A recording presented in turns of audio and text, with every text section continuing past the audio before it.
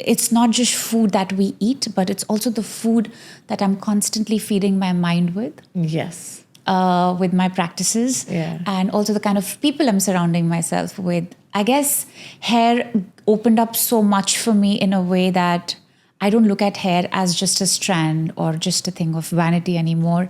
I feel hair is a strand of vitality. It talks about where you are at hormonally and also spiritually, which you rightly said. It's an antenna. It's an extension of your nervous system. As your hair grows, it has trace elements of metals. It has trace elements of hormones. So we do something known as HTMA for a reason, because hair tissue mineral analysis gives you a perfect indication of where you are at in terms of your metal toxicity, mineral deficiencies, and also hormonal imbalances. Most of us are stressed in today's times. We all are operating from a state of fight, flight, fear.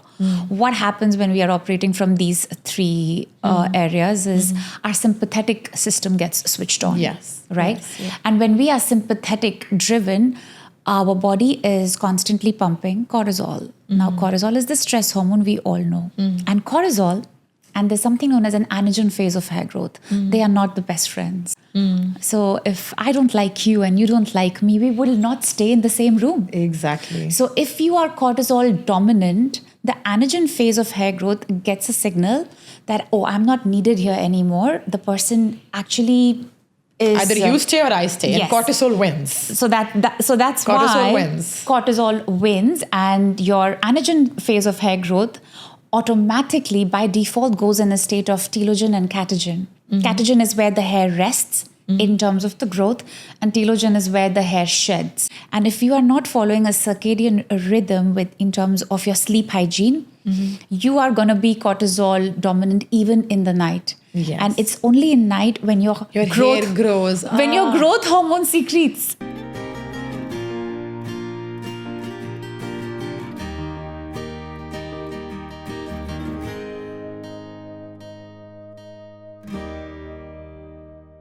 Welcome to Heal with Zainab, the space where we dig deeper into the journey of healing, holistic health, and conscious living.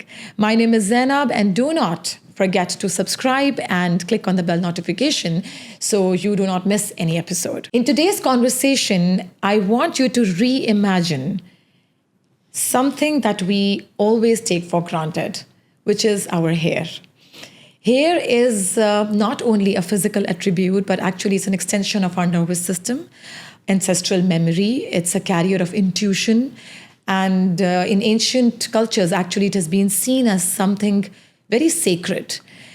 But in today's world, in modern times, we have actually tried to tame it, control it, cut it, color it. And so in this entire process, we have disconnected with actually what truly our hair is. So that's why I've invited someone who is a hair coach and Ayurvedic practitioner, certified sound healer, and a former dentist. We have Dr. Manisha Pandit. Hi. Hello, Z. How are you? I'm good. Thank you so much for coming, first of all. And when I thought about hair, the only person that came to my mind is you, because I've been on Instagram since it was created, and I've been following so many people, so many experts. I don't know a single person. By the way, we are fellow health coaches as well. This is how we met. But I don't know anyone who has chosen hair. I know people have chosen gut. They have chosen so many other areas, hormones and all. You have picked up hair, which is for obvious reason. I can see your hair and it explains everything. But why hair? Especially considering you have a medical background and you were ex-dentist. Why you chose hair? I guess, first of all, thank you for having me. It's such an honor, and I absolutely love seeing women thrive. And you are one of the women that I truly look up to, because you're so inspiring. Thank and you. you always are following your soul's calling. And I think you've honored it from day one since we connected. I think it was back in 2018. 2018, 17. We go back. Yes. Yeah, so many years ago. But yeah, coming to your question, I did not choose hair. Hair chose me. And I I think it was in the times of COVID when I was also figuring out my own soul's calling. And I feel COVID was the time when everybody actually started thinking of their hair, because that's when you started losing it big time. Yes. And that's exactly my journey. I started losing so much amount of hair, and because we were in a lockdown, all I would see around me is bunch of hair, and I was like, okay, I need to like look back at to what is it that I am probably doing and not doing. And going back to my roots, I realized that there were very vital, spiritual and very rooted practices that I grew up with. And since I had come to Dubai, I wasn't following any of it. And of course, when we did our nutrition coaching with IIN, I realized it's not just food that we eat, but it's also the food that I'm constantly feeding my mind with. Yes. With my practices. And also the kind of people I'm surrounding myself with. I guess hair opened up so much for me in a way that I don't look at hair as just a strand or just a thing of vanity anymore. I feel hair is a strand of vitality. It talks about where you are at hormonally and also spiritually, which you rightly said. It's an antenna. It's an extension of your nervous system. And the more I started coaching women keeping hair as a niche, I realized there were so many women struggling internally because even of... men. Yeah. It's a serious issue. We will come to that. So I realized that so many women were silently suffering because of chronic hair loss. And I just found hair as a medium to connect with women so that they can connect with themselves in a more profound way. And yes, you're right. Now I also work with men, and I also work with teenagers, because a lot of teenagers now and our generation that's actually going to take us forward needs to be well informed and well educated. And hair is the organ, which I don't think people treat it as a sacred part of ourselves. Exactly. And that's what one thing you said beautifully. Despite you are a health coach, and I know that even when I met you, when you were not into that much like a hair coach or something, but you've been eating healthy, you've had a healthy lifestyle. And there are so many people I know, including me, who are generally eating healthy. They're very careful about, what to eat, what this, stress, exercise, everything. But still hair fall is being seen as a norm. You say hair fall, people are like, it's normal. Yeah. Just do oiling. It's a very common way. Just do oiling, that's fine. But because you just mentioned that it's an extension of nervous system, I feel more food is also crucial, but I feel it has a direct impact on how we feel, how we think, what we think, stress, because it's here. So which most people, I feel, do not pay much heed to or much concerned of, right? Yeah. So coming to this chart, I said, yes, the spiritual significance and all, we will come there as well. First you tell me what is hair means to you. I mean, you already mentioned that, but why do we need to take care of our hair? Very interesting question. So see, hair has a lot of importance, not just in a physiological perspective, which is because, it's literally covering our crown chakra. It is literally an interface between our internal. It's literally an interface between our internal and external world. It also acts like a barrier from all the pollutants, the oxidative stress that, we are constantly exposed to, like all these lights, the air condition. They carry something known as reactive oxygen species. It's known as ROS. And our hair is literally acting as a barrier, preventing this ROS to enter our bloodstream directly. Exactly. What does ROS do when it enters our systemic blood?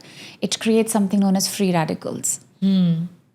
Yeah, so which is circulating everywhere in the body. Exactly. And if you see, the baby is born with hair actually. So it's there. It is a very important part. It's a physiological barrier, and it has the ability to protect you from this external environment, which is not very, I would say, it's intoxicated with a lot of things which humankind has exposed it to. So that's one thing. It's a physiological barrier. Second, it is a very potent hormonal and a metabolic indicator, what I mean by saying that is, as your hair grows, it has trace elements of metals. It has trace elements of hormones. So we do something known as HTMA for a reason, because hair tissue mineral analysis gives you a perfect indication of where you are at in terms of your metal toxicity, mineral deficiencies, and also hormonal imbalances. So that's another one. If I have to talk about the spiritual significance, I feel if you do not really take care of your hair, whether it is through routine or even like how you touch it or how you massage your hair, you will experience a substantial amount of difference, not just in hair loss, hair thinning, but even the texture, hair thinning, premature hair graying. These are all indicating something much deeper, right? So apart from all these deeper in terms of how you are feeling emotionally? Or? Yes, of course. And as you said, like stress is such a fundamental, I think most of us are stressed in today's times. We all are operating from a state of fight, flight, fear. What happens when we are operating from these three areas is our sympathetic system gets switched on. Yes. Right? Yes, yeah. And when we are sympathetic driven, our body is constantly pumping cortisol. Now, cortisol is the stress hormone we all know. And cortisol, and there's something known as an anagen phase of hair growth. They are not the best friends. So if I don't like you and you don't like me, we will not stay in the same room. Exactly. So if you are cortisol dominant, the anagen phase of hair growth gets a signal that, oh, I'm not needed here anymore. The person actually is either you stay or I stay, yes. and cortisol wins. So that's Cortisol why wins. Cortisol wins, and your anagen phase of hair growth automatically by default goes in a state of telogen and catagen. Catagen is where the hair rests in terms of the growth, and telogen is where the hair sheds. And coming back to the anagen phase, which is what our hair is, it's a cyclical organ. But if we are in a constant state of stress, this phase will never be cyclical. And that's why hair thinning, hair loss, premature hair graying. Yes. So everything is actually indicative of where I am at mentally. Wow. No, that is a very different perspective, and I think nobody has ever thought of, because mostly we only talk about the nutrition part of it. Yes. Oh, you can put oil, just hydrate yourself, take zinc, vitamin deficiencies. Yeah. But you keep doing that. But is it actually helping you? No, because the stress element is very, very strong. The cortisol is running everywhere. And cortisol is a hormone which is not the best friends with melatonin as well. So yes, which is your sleeping hormone. And if you are not following a circadian rhythm in terms of your sleep hygiene, you are going to be cortisol dominant even in the night. Yes. And it's only in night when your hair grows. When your growth hormone secretes. So yes. So how are you I think cortisol is not best friends with anyone. That's the one enemy of all the organs and everything, and it's running around in the body. So what is the instant way of, okay, people nowadays, in the era we are living in, everybody is in stress, even kids. Yeah. That's why, who could have thought that kids will have a hair loss? I have a client who's 15 years old and has premature hair graying. I mean, you could never think, like, as young as 11 years old, 12 years old, and they have hair loss. Like, this is an alarming situation to think of. We are living in an era where stress is just there. So what to do? In terms of stress, what to do? Not many people can meditate. Like, they have a busy life. They have to bring the bread and butter on the table. Yeah. Not everybody can afford to go to a therapist and seek this, seek that. What to do to really put yourself free of cost in a parasympathetic nervous mode? Well, it's a very deep question, and I wish there was just one answer, like how people tell me, Manisha, I want to have good hair. I wish there was one magic pill, one magic solution. Yes. But it's a holistic approach when it comes to anything in life. Consistency, having a routine, and maybe sticking to it. I say that there are no great people, there are only great habits. So when it comes to having a very regulated nervous system, which in turn is going to impact your hair, skin, your mental well-being, it's a matter of practice. And sometimes these practices may not seem very easy, but I think it's what practice makes it easy. The more we do it, the better we get at it. The less we react to a stressful situation, which I know is easier said than done. But regulating your nervous system with the power of breath, with something as simple as oiling. Another breath, guys. This is my fourth podcast. Every single person, every single guest who comes here, they only talk about breathe, breathe, breathe. Because you asked me for a free, cost-effective... Exactly. And it is the most powerful tool. Yes. Yeah. So, I mean, just the fact that we can just recenter, come back to our breath, make our inhales long, exhales longer. Just making your exhales longer makes your nervous system go in the parasympathetic state. Yes. What happens when you're parasympathetic? Your oxytocin, your good hormones that, allow you to feel you're in a place of safety, because growth and relaxation can only happen when your body feels completely when you're feeling safe. Safe and secure. Exactly. Yeah. Growth can never happen when you're in a stressful state of mind, for sure. Yeah. That is so beautiful, so enlightening. Coming to the hair, is there any type of hair that you feel, I would just say like bad or something wrong, but 3 alarming signs that a person should do something about their hair, that this is not going in the right direction when it comes to hair, and people think it's normal. Yeah. What are 3 alarming signs about your hair that you should immediately take an action? Well, 3 alarming signs would be obviously when you normally comb your hair and you see your partition has kind of become a little bit wider. Wider than normal. It's an indication that you are not just having hair loss, but you're having hair thinning. Hair loss and hair thinning are very different. Hair thinning is like one strand of hair, when you look under the microscope, would have thinned out. There are multitude of reasons. One is obviously because of the styling procedures that women are doing, tying their hair in a very, tight hairstyles, not brushing it well, not sleeping well, not having a proper hair care routine, basically. But hair thinning can also happen because of being in a constant state of stress, which gives your hair follicles an indication to go in the rest phase. But what happens when, as I said, when they're chronically stressed is the hair follicle starts getting smaller.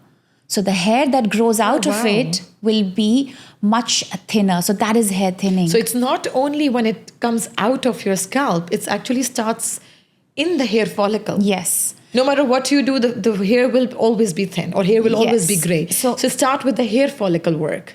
Yes. Oh, okay. I mean, of course, your hair is just it's actually a dead tissue. What really is driving your hair growth is the hair follicle. Every hair follicle has a daughter cell, like just to speak in layman terms, but it's also something known as fibroblasts. These are cells that have the ability to proliferate and multiply. So that's why mechanical stimulation of hair follicles makes these daughter cells multiply. Coming back to our ancient roots of massaging and oiling and... Exactly. Right? Yes. That's why, like, coming after breath, the second most cost-effective thing that you can do is massage. Sitting at home, giving your loved one a massage, giving yourself a massage with intention. Which was so common in our culture, which was so common. Yes. Like the grandmas are doing, mothers are doing, which is also stopped now. Yeah. And I think it's another way of creating a bond and just massaging another person. Nowadays, nobody does that. That's true. Even me, I mean, like, I would love to do, but I cannot do it on my own. I need someone else to please come and do it for me. So it starts with, I think oiling your hair is a beautiful self-love, self-care ritual. Again, as I said, with consistency only. And of course, I would like your viewers to know that this is not a recommendation for someone who's having a predisposition to hair fall or hair thinning owing to any genetic or an autoimmune condition. We are talking only specifically for people who are healthy, like you and I. You mean hair massaging? It's not for everyone. Anything that we are talking in this podcast, it does not apply to people who already have a hair follicle miniaturization or are suffering from alopecia or are suffering from any sort of an autoimmune condition, because all these conditions contribute to your hair health. So I just want to make sure that whatever we are talking... But what happens if somebody has alopecia and they massage their hair? Why it's wrong? Because see, alopecia is already a progressive hair loss. The person has already had a progressive hair loss and hair thinning. So whatever we discuss in today's podcast will not apply to someone who's already on that stage. It requires a one-on-one, a very customized protocol. Wherein you look at the blood markers, you look at specific values, and then design a very customized protocol. Because see, functional medicine is not like one size fits all. We are bio-individuals, right? Whatever works for me may not work for you. Work for me, yes. So that's why functional medicine, like if I look at the future of functional medicine, is very customized. It's a very one-on-one approach. So I just want to like make sure that your viewers know that whatever I'm talking only in terms of a person who's overall healthy and is looking to have better hair health. When I started my hair care journey, I was losing hair, but then I was still in my early 30s when I started this. Now it's been over 4-5 years of me having consistent hair care routine. And I don't just, it's not just me who sees the difference, but it's also my parents, it's also my sister, and it's also my friends. Yes, I mean, I don't have a single gray hair, and premature hair graying is another alarming sign, which I would say is someone that you can look out for, apart from widening of your partition. Can you reverse hair graying? Is there any scientific or any possibility that you think it is possible? So premature hair graying obviously is as a result of miniaturization of something known as melanocytes. Melanocytes are the cells that give, it's a pigment actually, melanin is a pigment. And what happens over a period of time when you're constantly stressed, your body does not prioritize your hair health. Your resources on your scalp will get redirected towards your limbs. Which is most important thing. Yeah, because as I said, we are in a constant state of fight, flight. We are literally preparing to run from a battle. But there is no physical threat outside of my body. It's all here. So when you are constantly stressed, you are in a cortisol overdrive. Not only will you not have thick, luscious, dark hair, but your progesterone, your estrogen will also take a hit. Now, as women, especially when we are perimenopausal, we will be losing a substantial amount of progesterone and estrogen over the next 10 to 15 years, because these are the most unpredictable years. So cortisol also, if you're on overdrive of cortisol, your progesterone secretion takes a hit, which is why you will become estrogen dominant. And when all this dance is happening, your thyroid will jump in. Yes. And then your inactive form of thyroid, which is T4, will not get converted to T3, which is the active form of thyroid. And we need thyroid for our overall body's metabolism, our hormones. Every other hormone is related. Everything is running on thyroid. That's so true. So what is happening now when your ovaries is not secreting enough progesterone, you're getting estrogen dominant, your adrenals are already overworked because of cortisol overdrive.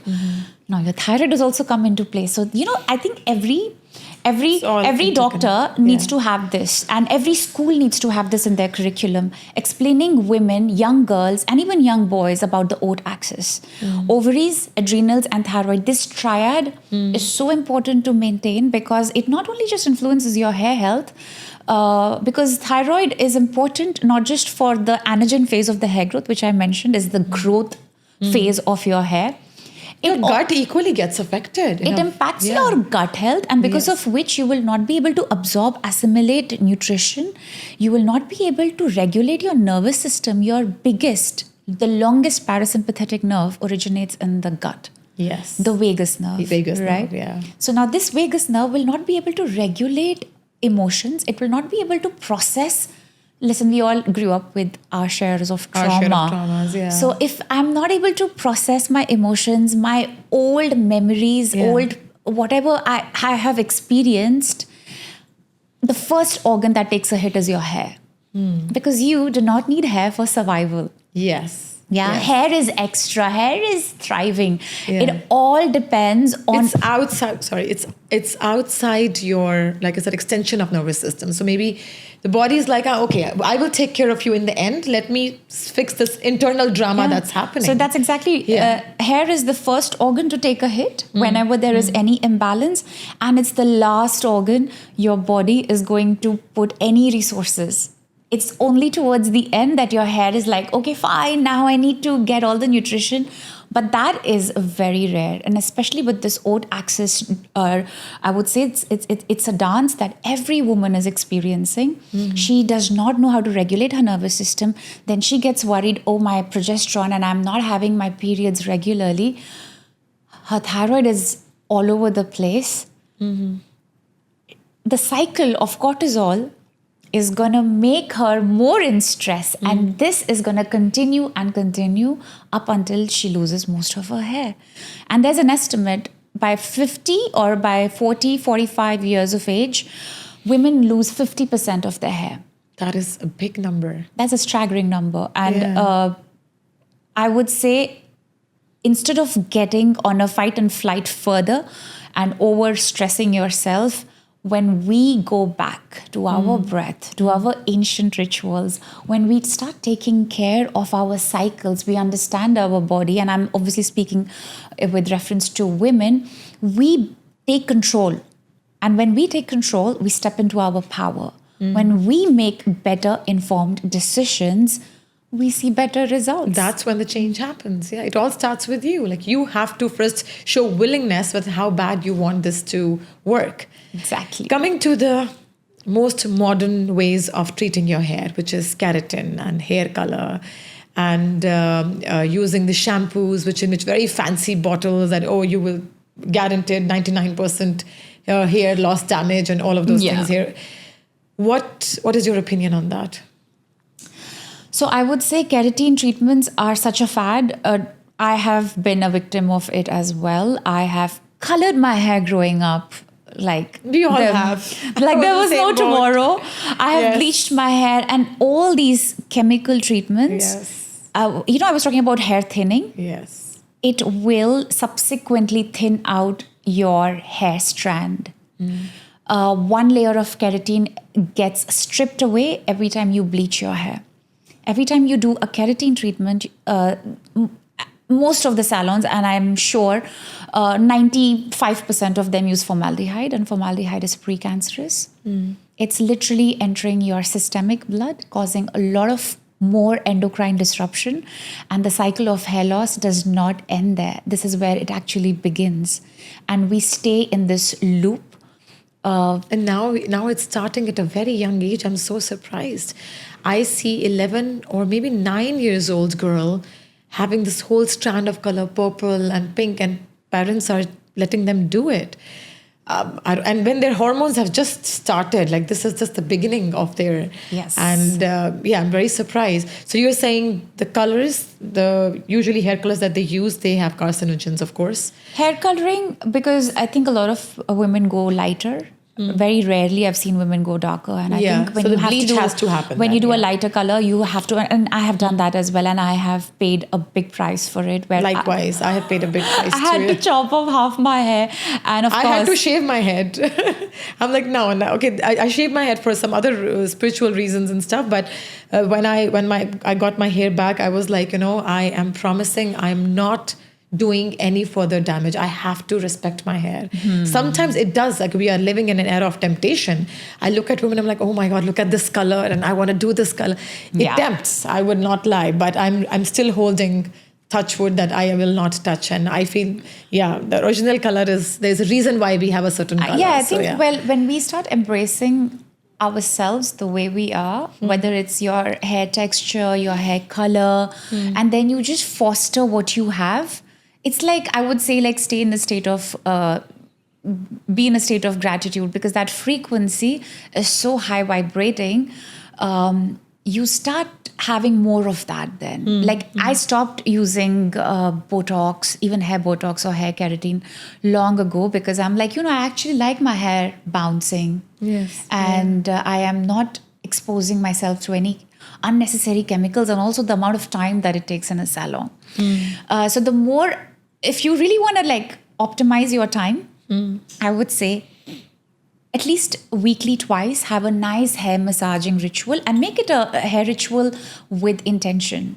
I'm a big believer of affirmations. Like when I touch myself or when I massage my hair, I have beautiful intentions going on in my Either I put a nice mantra or I light an incense, and I have the most beautiful affirmations, belief systems. Can you give an examples of certain affirmations that people should use when they're massaging their hair? What should they say? So, of course, like massaging hair is not just dumping oil on your hair. There's a very specific protocol that I advocate a lot of people to start, is like activating the marma points. Marma points are the vital energy centers in all over our body. We have 107 of them, but we have a very significant number of these marma points on our face and on our scalp. So activating these marma points, so this one is the first one, the third eye, Agna Chakra. So you go from here to... So we activate this one, and while you are massaging this first marma point, I say you can have any affirmation. I am beautiful. I have the most amazing hair. I can see the truth, because this is about your intuition, right? Truth, yes. You can have any affirmation as long as it is a positive one, right? And obviously, you go around your entire face having the most beautiful affirmations, but while you are touching yourself, have those affirmations. Either you can use the same ones or you can have different ones. Massaging your hair gently with the right product, making sure you either go for a good run after, or you sit in a sauna or steam, or even use a warm oil, because penetration of the oil through your pores is what gives you added benefits. And when it's warm, it's a better penetration, of course. Yeah. Exactly, because your pores obviously open up a little bit, and also it's a mechanical stimulation. I spoke about the fibroblasts. So every hair strand is attached to dermal papilla, which is beyond the dermis. So when you do a mechanical stimulation of your scalp, you are literally creating micro-inflammatory points, which is giving that dermal papilla, the cells in the layer, dermal papilla sounds so scientific, to these daughter cells to multiply. So when you have a proliferation of cells underneath, obviously when you see under a trichoscope, you will see 3 or 4 strands coming out of one hair follicle. A healthy hair follicle has 3 to 4 hair strands coming out. So it's not one hair coming out of one hair follicle. Yeah. Our hair follicles is a mini endocrine organ, I would say. It responds and it holds hormones. Every hair follicle has its own cortisol. If you are constantly stressed, every hair follicle has its own. Now it makes sense, yes. It has its own. It starts getting damaged. Exactly. Okay. So it's a mini endocrine organ. Treat it like a part of your sacred entity, not just like something for vanity or something that's enhancing your beauty. And I feel it's what we think, what we believe is what we project.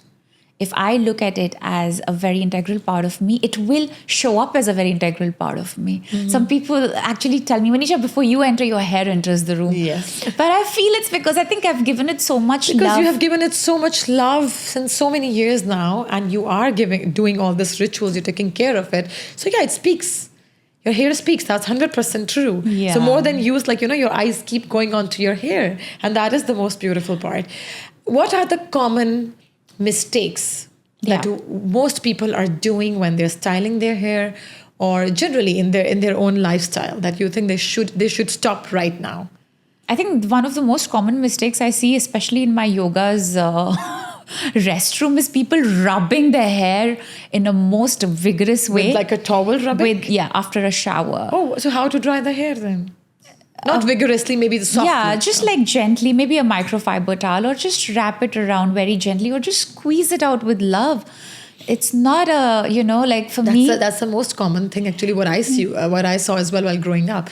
With the babies. Yeah. I know, they do this, really you have to dry the hair. So we shouldn't be using the scalp so We have to be harshly. very gentle, because your hair is in its weakest state when it's wet. So when it's in its weakest state, you want to give it the most love. You want to be more gentle with your hair. Yes. Zainab is. Yeah. It's that's so true. And I think a lot of people also have this misconception that if I have dandruff and if I have an oily scalp, I don't need to oil my hair. And because of which they are not embodying this practice, which is so powerful. When I talk about oiling hair, it's not just to have shine on the hair, it's also to ground your nervous system. Why I called mantra is because when I have a practice, when I consistently, religiously apply the product on my hair and on my scalp, it's literally me chanting a mantra. Yes. Those who do not know, I don't know if I have said that in the introduction, but she's an hair oil artisan as well, and I have used her oil. It's beautiful. It's mantra, and I would have never taken the name if I have not used it. But it is beautiful. I have seen the results. That's all. I mean, I don't know, my hair is not as pretty as hers, but yeah, I mean, I have seen the results because I have been there with all this hair damage. And, I remember I touched my hair and I could not feel hair. It was something burnt.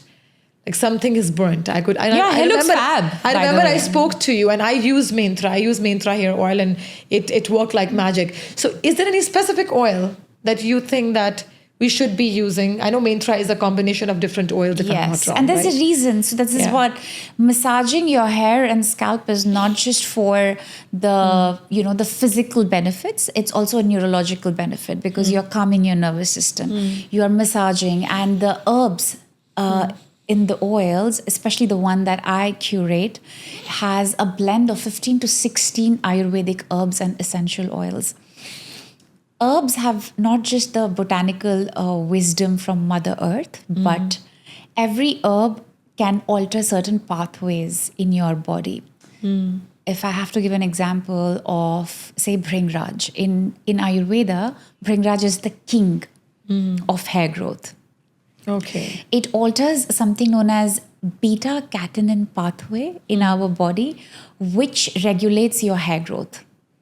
Rosemary oil clinically has been proven to be better than minoxidil without side effects.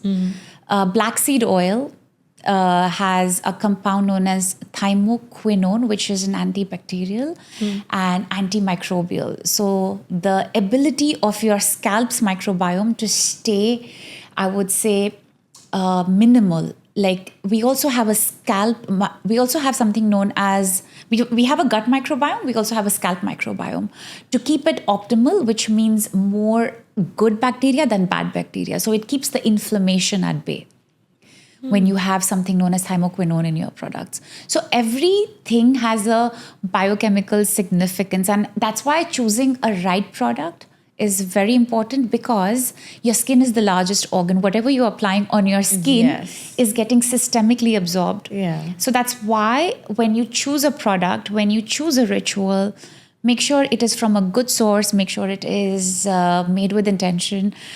And I think in the next 15 to 20 years, businesses that are more conscious, more energetic driven are the ones that are going to, these not are the only ones thrive, I think they are going to survive, because now people are getting more aware. Yes. They know what is happening, and I don't think you're right that it's going to anything which is not is based on consciousness, it's not going to survive anyways. And because also quantum physics has now proven that we are all 99.999% energy, right? Yes. And hair is energy. It's an energetic organ. Yes. And that's why, have you noticed that most people, when they're going through a really rough patch or challenging phase of their life, whether it's relationship or whatever it is, I feel the first thing they do is they feel like they have this urge of getting their hair cut. Yes. And the moment they get their hair cut, or they are emotionally overwhelmed, they feel so light and so good. It's an emotional release.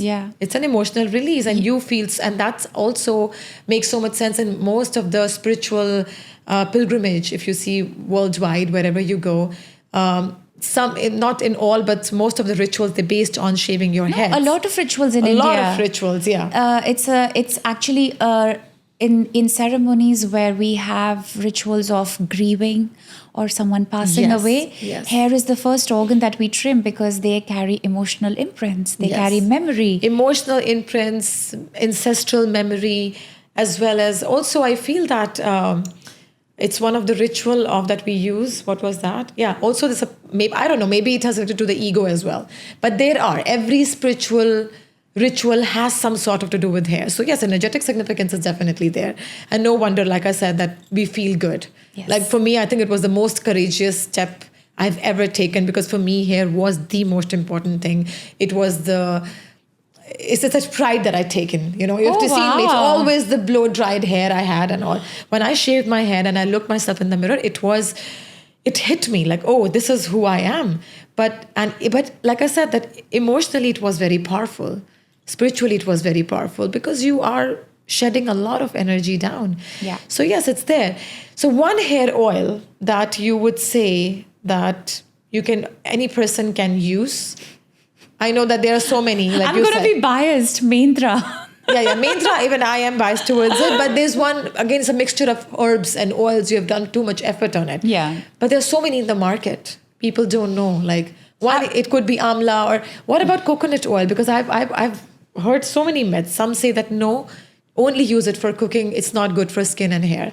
I'm not sure about it. Coconut oil using on its own is, see, the thing is, when you use only coconut oil in solitude, just coconut oil, it has the ability to clog your pores. That's what I'm saying. It's a very heavy oil. It's a very heavy oil. Yeah.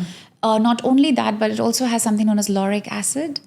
Your bacteria can feed on it, and that's why you can have a lot of buildup. And it's not something that you should use on its own, unless and until it is infused with herbs. Yes, it also balances your pitta quite a lot. But Makes sense, actually. Yeah. I've also, I was reading somewhere, because you are an Ayurvedic practitioner, you can guide better, that most of the people who have this hair hair fall complaint, they are the ones with high pitta. Yes. What is and maybe people who do not know what is pitta, so there's in Ayurveda, there are 3 doshas we all have in our bodies. It's pitta, kapha, and vata. So it's an element. So pitta is more fire element in your body. Vata is you have more air in your body. So people who have more fire in their body, more pitta, they are more tendency to have a hair fall. They are predisposed to not just hair thinning, they are predisposed to hair graying and hair fall as well. I'm definitely pitta then. Yeah. Yes. So pitta governs your metabolism, basically. Okay. So if you are already very high on your metabolic activity, your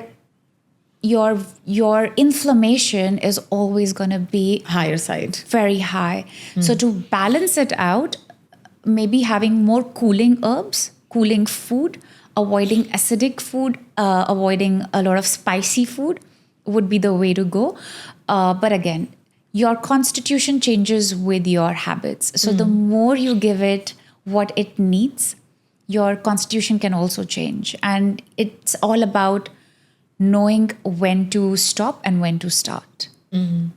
Okay, that's very interesting. So constitution is our basic that we are born with. We all have a human constitution. So it's like me saying, oh, Manisha, you have good hair because you have good genes. Yes, I have good genes, but your epigenetics, your lifestyle, your nutrition choices, your sleep hygiene, your hydration levels, your supplements, your epigenetics governs your hair and your overall well-being in totality. This is the most common thing I have heard. So when someone has really good hair, and I think you must have heard it like millions of times and you must be tired of it, they're like, oh, she has good genes.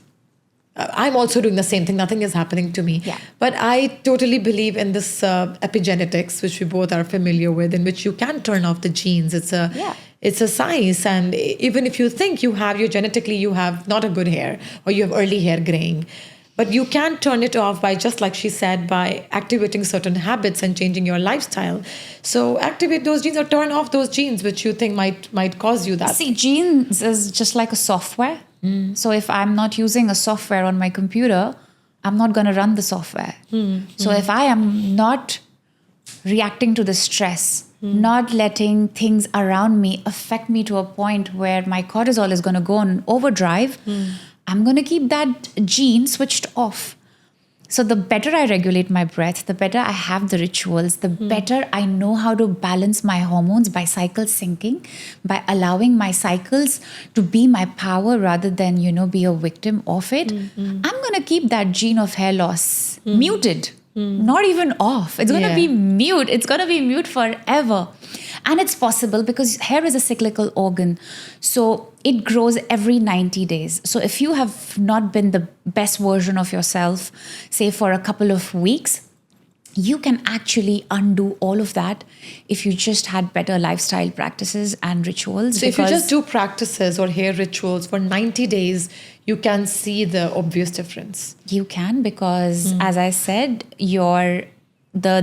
because your hair strand, your hair follicle is attached to something known as fibroblasts, which have the ability to proliferate. And if you give it the right nutrients, the right practices, all you're going to do is multiply that by a certain amount of number, depending on how good or bad you are with your practices.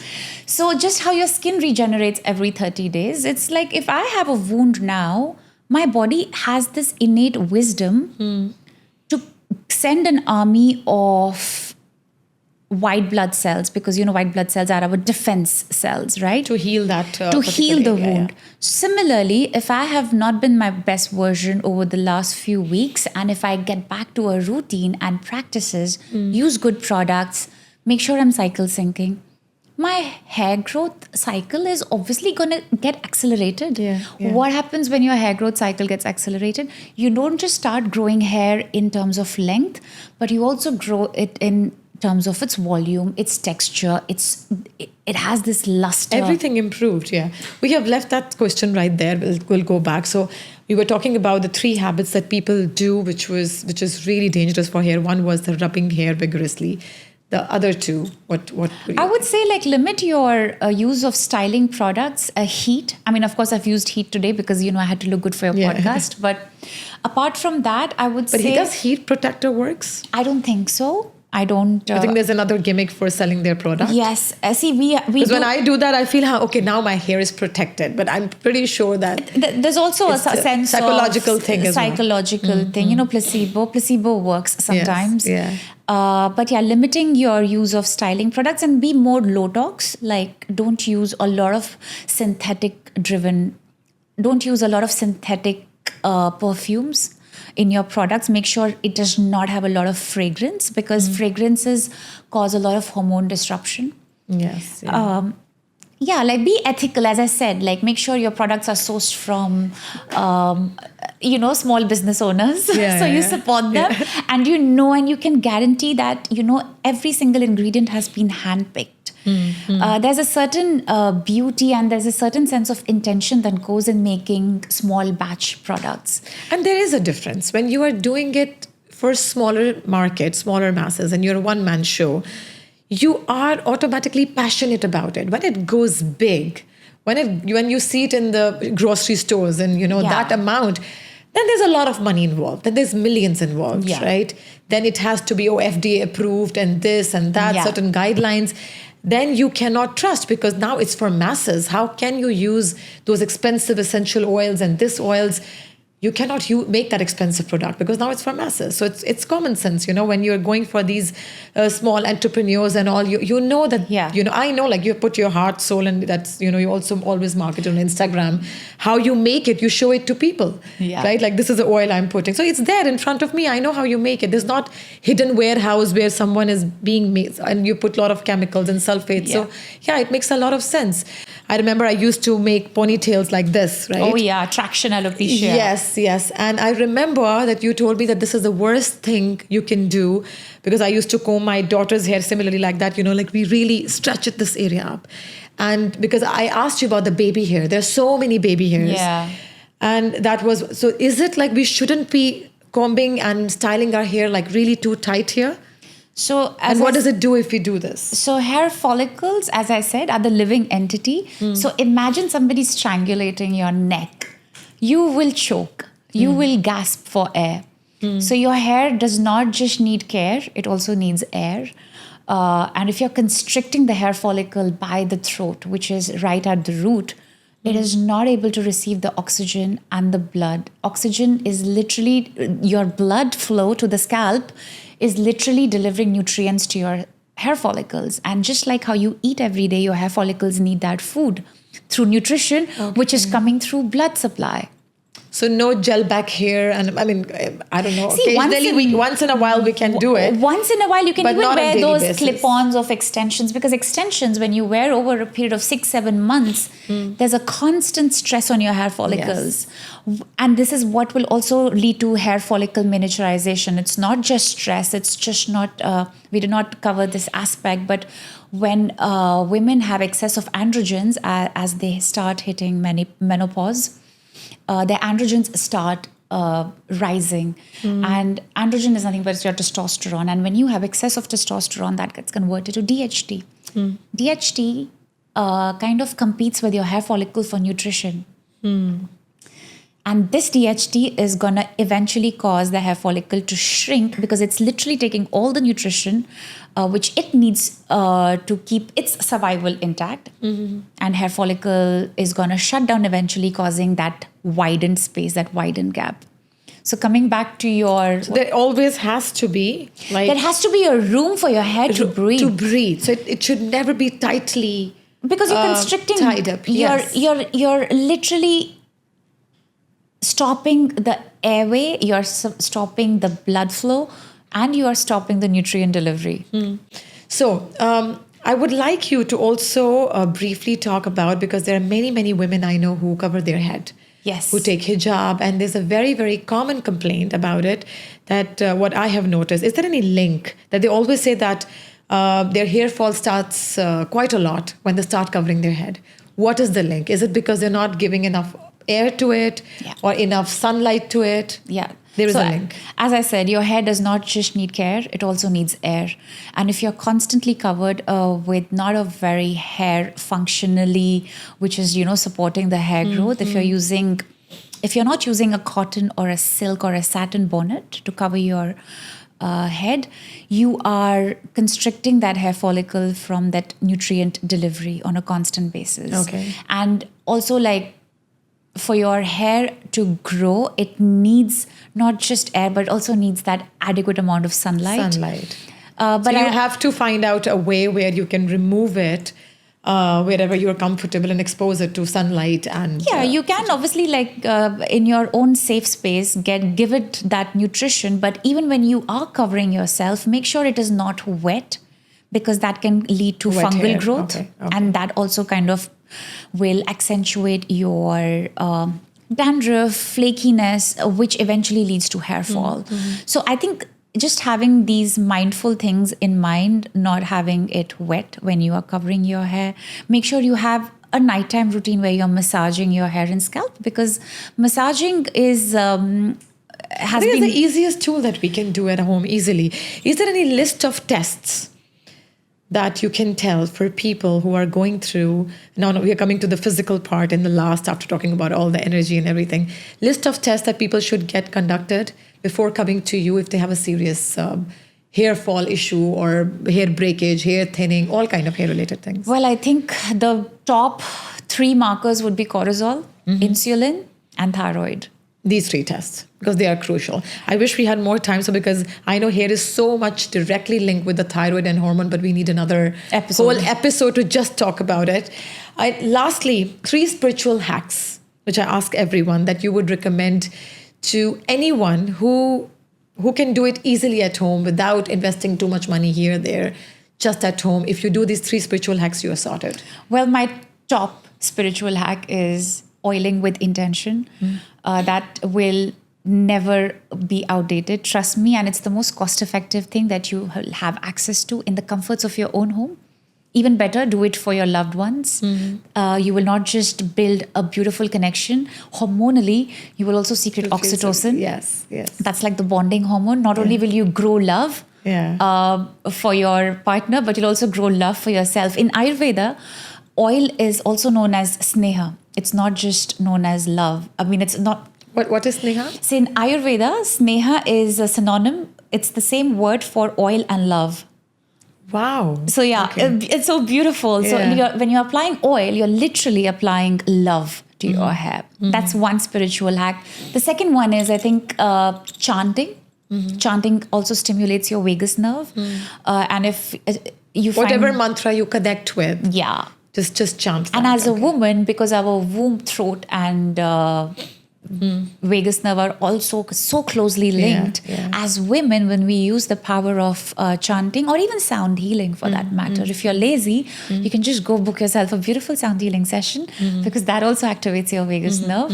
And the third one would be to really be kind to yourself. I think that is the dire need right now. Yeah, I think we are too harsh, especially women. Women are very good. Harsh, yes. Women are very good by always being in a state of shame, guilt. Yes, and I think the more we are kind to ourselves, I think when we develop kindness for ourselves, we'll also have kindness for the other girlfriends, sisters that we have, and that will help us to establish this nice sisterhood bond, which I think is crucial for our hormonal health. So I think these are my 3 spiritual hacks. That was so enlightening and so informative. I really enjoyed so much.